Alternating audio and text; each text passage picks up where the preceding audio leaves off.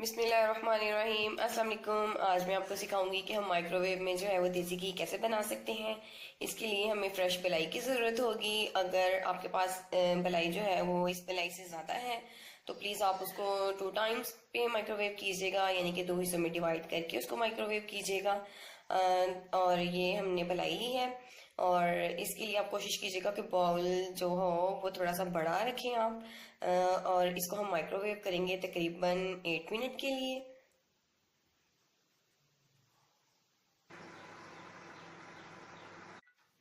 देखिए 8 मिनट हो चुके हैं इसको माइक्रोवेव करते हुए। अभी इसमें से घी नहीं निकला।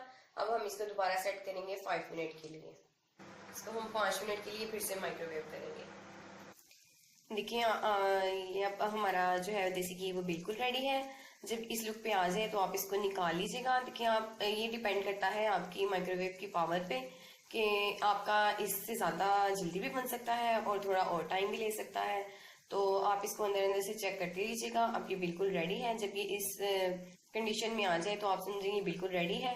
अब मैं इसको किसी स्ट्रेनर की मदद से जो है वो स्ट्रेन कर लूंगी। किसी भी छलनी की मदद से जो है वो आप इसको छान लें, फिर मैं आपको इसकी फाइनल लुक दिखाती हूँ।